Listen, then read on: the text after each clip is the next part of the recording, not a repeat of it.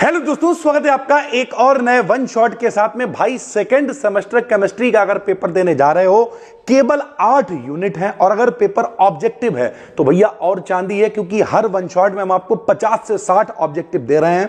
यानी लगभग 400-500 ऑब्जेक्टिव अगर आप पढ़ लोगे तो आप 75 में 75 गोले रंग के आओगे। ये मेरी जिम्मेदारी है भाई।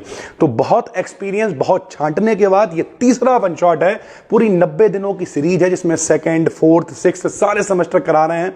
तो डिस्क्रिप्शन में प्लेलिस्ट है, डे 1, डे 2 देख डालिए, डे 3 देख डालिए। ऐसे ही केवल 8 वीडियोस आप देखोगे और केमिस्ट्री की टेंशन खत्म हो जाएगी भाई। ठीक, फिजिक्स का भी एक दिन बन चुका है, तो अगर फिजिक्स है उसे भी देखना शुरू करिए। तो तीसरा चैप्टर है भाई केमिस्ट्री ऑफ न्यूक्लिक एसिड। हम इसका जो डिस्क्रिप्टिव वाला वन शॉट है वो करा चुके हैं। तो आइए देखते हैं भैया।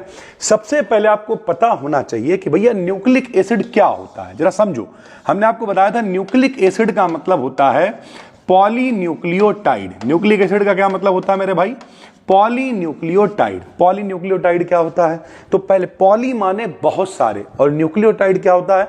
न्यूक्लियोटाइड का मोटा मोटा मतलब होता है जिसमें बेस हो, जिसमें शर्करा यानी शुगर हो, और जिसमें फास्फेट ग्रुप हो। कौन हो मेरे भाई? फास्फेट ग्रुप हो जिसमें। तो अगर हम लोग कहें कि बेस, शुगर और फास्फेट जब तीनों मिल जाते हैं तो उस पूरी चेन को हम लोग क्या कहते हैं? न्यूक्लियोटाइड कहते हैं। और जब बहुत सारे न्यूक्लियोटाइड आपस में जुड़ जाते हैं तो उन्हें हम लोग कहते हैं पॉलीन्यूक्लियोटाइड। तो हमने यहीं से स्टार्ट किया है, सारा ऑब्जेक्टिव वाला कंटेंट है इसमें भाई। ठीक, जब केवल बेस और शुगर आपस में जुड़ते हैं। बेस क्या होते हैं? बेस मतलब एडेनिन, ग्वानिन, थायामीन, साइटोसिन। अगर आपके पास बायोलॉजी नहीं भी होगी तब भी 9th में सबने पढ़ा होता है डीएनए आरएनए में। ठीक है, तो बेस और शुगर जब केवल मिलेंगे तो वह न्यूक्लियोसाइड होंगे। इस समय फास्फेट ग्रुप साइड में है, लेकिन जब फास्फेट भी आके जुड़ जाएगा तब हम लोग उसे कहेंगे न्यूक्लियोटाइड। क्या कहेंगे? न्यूक्लियोटाइड भैया। ठीक, फिर भैया bond between sugar and base. जब शर्करा और क्षार आपस में जुड़ेंगे तो जुड़ने के लिए कुछ बॉन्ड बनेगा। उस बॉन्ड को क्या कहेंगे? तो उस बॉन्ड को कहेंगे ग्लाइकोसिडिक बॉन्ड। क्या कहेंगे? Glycosidic bond. ठीक है भाई। प्यूरीन कौन कौन से क्षार होते हैं? तो भैया एडेनिन और ग्वानिन, ये दोनों कहलाते हैं प्यूरीन क्षार। क्या कहलाते हैं? प्यूरीन क्षार। और दूसरे होते हैं पिरिमिडीन क्षार। तो साइटोसिन, थायामिन और यूरेसिल, ये सारे के सारे पिरिमिडीन क्षार कहलाते हैं भाई। ठीक, तो आप ये देखते रहोगे कि मान लिया विकल्प में पूछ लिया निम्न में से प्यूरीन क्षार कौन सा है? 3 ये वाले दे दिए, 1 ये वाला दे दिया, तो एडेनिन प्यूरीन हो गया इस तरीके से भाई। ठीक है। Thiamine only in DNA. तो डीएनए में कौन कौन होता है बताओ? Adenine, guanine, thiamine, cytosine. ठीक है, एडेनिन, ग्वानिन, थायामीन, साइटोसिन। और जो आरएनए होता है इसमें एडेनिन, ग्वानिन, साइटोसिन तो होते ही हैं। थायामीन की जगह पे इसमें यूरेसिल होता है भाई। ठीक है, तो ये दोनों में फर्क है, एक एक बेस अलग अलग होता है। फिर सबको पता होना चाहिए डीएनए में कौन सी शर्करा पाई जाती है। तो इसका नाम ही है पूरा डीऑक्सी राइबो न्यूक्लिक अम्ल। तो इसमें पाई जाती है डीऑक्सी राइबोज शर्करा। कौन सी? डीऑक्सी राइबोज शर्करा पाई जाती है। इसमें कौन सी पाई जाती है? आरएनए में। तो इसमें राइबोज शुगर पाई जाती है। ठीक है। DNA is right handed helix, यानी जो डीएनए का संरचना होती है वो कैसी होती है? तो ये सीधी तरफ घुमा हुआ होता है। सबको पता है इस तरीके से मेरे भाई हम लोग स्ट्रक्चर बनाते हैं डीएनए का। तो डीएनए का जो स्ट्रक्चर होता है, पूरा पढ़ाया था मॉडल हमने आपको, वो राइट हैंडेड हेलिक्स होता है भाई। एडेनिन और थायामीन आपस में जुड़े होते हैं बेस। सभी को पता है कि सीढ़ी नुमा स्ट्रक्चर बनता है इस तरीके से भैया। एडेनिन और थायामीन आपस में जुड़े हुए हैं इस तरीके से। ठीक है, तो इनके बीच में बॉन्ड बनते हैं, इस तरीके का सीढ़ी नुमा स्ट्रक्चर होता है। तो एडेनिन और थायामीन के बीच में कितने बॉन्ड बनते हैं? तो 2 हाइड्रोजन बॉन्ड बनते हैं। ग्वानिन और साइटोसिन के बीच में कितने हाइड्रोजन बॉन्ड बनते हैं? तो 3 हाइड्रोजन बॉन्ड बनते हैं। एमआरएनए किसका काम करता है? एमआरएनए मैसेजेस को पहुंचाने का काम करता है, मैसेंजर का काम करता है। टीआरएनए ट्रांसफर का, डेटा ट्रांसफर का काम करता है। और आरआरएनए राइबोसोम्स की मदद करता है प्रोटीन के निर्माण करने में, यानी ये राइबोसोमल आरएनए होता है भाई। ठीक, मोस्ट अबंडेंट आरएनए, सबसे अधिक मात्रा में कौन सा आरएनए पाया जाता है? तो भाई आरआरएनए पाया जाता है भैया। ठीक है। चारगाफ रूल किसने दिया? तो चारगाफ रूल दिया था इरविन चारगाफ ने। क्या रूल था भाई? तो इन्होंने सरल भाषा में रेशियो की बात की थी। ये जो एडेनिन, ग्वानिन, थायामीन, साइटोसिन, ये जो बेस होते हैं, इनके रेशियो को इन्होंने बताया था भाई। ठीक, डीएनए का मॉडल किसने दिया? तो वाटसन और क्रिक ने दिया, सबको पता होना चाहिए। डीएनए क्या होता है? डीएनए से आरएनए का बनना ट्रांसक्रिप्शन कहलाता है, और आरएनए से प्रोटीन का बनना ट्रांसलेशन कहलाता है भाई। ठीक है, डीएनए का स्ट्रक्चर कैसा होता है? तो भैया द्विकुंडलित यानी डबल हेलिक्स स्ट्रक्चर होता है। आरएनए कैसा होता है? तो आरएनए सिंगल स्ट्रक्चर होता है भैया। ठीक है, डीएनए का जो बैकबोन है वो किससे बनता है? तो शुगर और जो फास्फेट ग्रुप होता है वो इसे मजबूती देते हैं, इसके बैकबोन को बनाते हैं। Nucleic acid is helpful in, जो न्यूक्लिक एसिड होते हैं, डीएनए आरएनए होते हैं, वो किस चीज में हेल्पफुल होते हैं? तो एक कैरी जेनेटिक इंफॉर्मेशन, माता पिता के जो लक्षण संतान में पहुंच रहे हैं वो डीएनए के, लोग कहते हैं ना डीएनए टेस्ट करा लो पता चल जाएगा तुम्हारा बच्चा है या नहीं है, तो डीएनए की वजह से होता है भाई। ठीक, शेप ऑफ टीआरएनए, जो टीआरएनए सबसे अधिक मात्रा में पाया जाने वाला है आरआरएनए है वो, तो टीआरएनए जो है उसका जो शेप होता है वो 3 लीफ्ड क्लोवर होता है, यानी 3 पत्तियों के समान होता है भैया। ठीक, और शेप ऑफ एमआरएनए कैसा होता है? तो ये थ्रेड लाइक, थ्रेड समझते हो, धागे के समान लीनियर स्ट्रक्चर होता है भाई।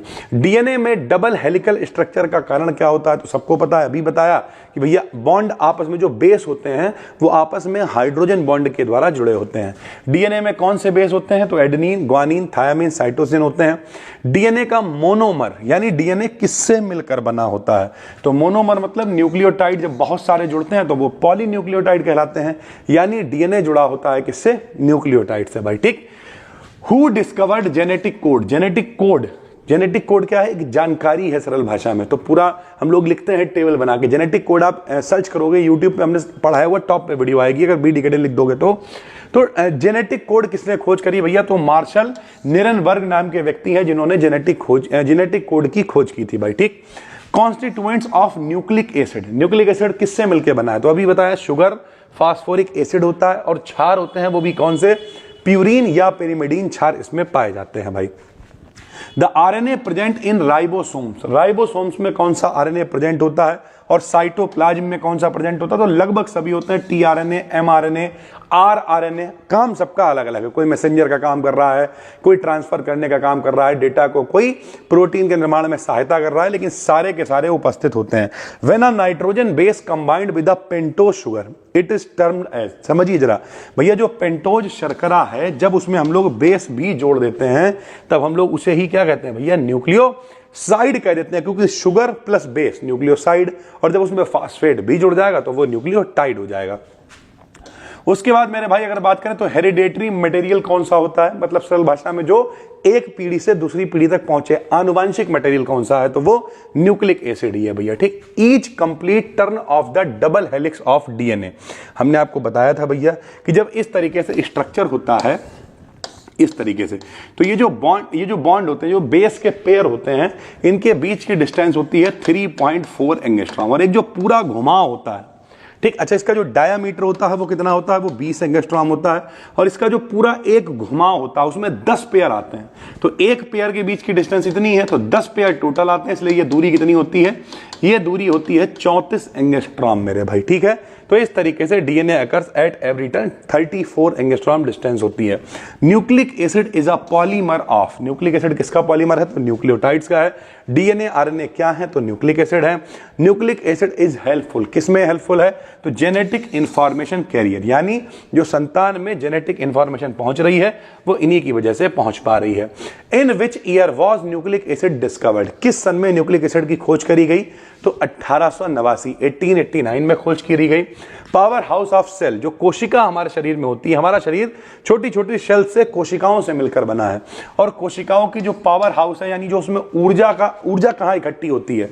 तो माइटोकॉन्ड्रिया में होती है, और माइटोकॉन्ड्रिया में भी ऊर्जा एटीपी के रूप में इकट्ठी रहती है, जिसे हम लोग कहते हैं एडेनोसिन ट्राइफॉस्फेट भाई। ठीक है, न्यूक्लिक एसिड में निम्न नहीं है, तो न्यूक्लिक एसिड में क्या नहीं होता? न्यूक्लिक एसिड में शुगर होते हैं, बेस होते हैं, फास्फोरिक एसिड यानी फास्फेट ग्रुप भी होता है, फिर क्या नहीं होता है? तो एमिनो एसिड नहीं होता है, क्योंकि जिन्होंने दूसरा वन शॉट देखा होगा, कमेंट करना सर जी हमने देखा है, जिन्होंने दूसरा वन शॉट देखा होगा उसमें मैंने आपको बताया जब बहुत सारे एमिनो एसिड जुड़ते हैं तो पेप्टाइड बॉन्ड बनता है, और पॉलीपेप्टाइड को हम लोग प्रोटीन कहते हैं, ना कि एमिनो एसिड, ना कि न्यूक्लिक एसिड। ठीक, तो एमिनो एसिड किसमें पाए जाते हैं? प्रोटीन में।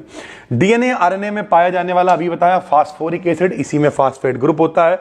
Building block of nucleic acid, building block मतलब किससे मिलकर बना होता है?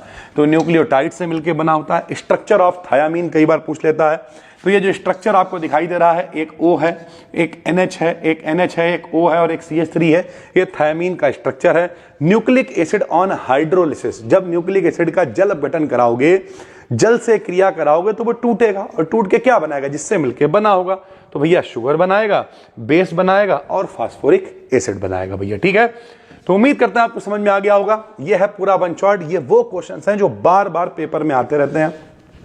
3 यूनिट आपकी खत्म हो गई, बहुत ज्यादा पढ़ने की जरूरत नहीं। कुछ लोग ये भी सोच रहे होंगे सर जी इतना आसान है क्या? हाँ, इतना ही आसान है। आपको संतुष्टि ना हो, आप कोई मॉडल खरीद लें, कुछ भी कर लें, देखना यही सारे घूम फिर के क्वेश्चन मिलेंगे।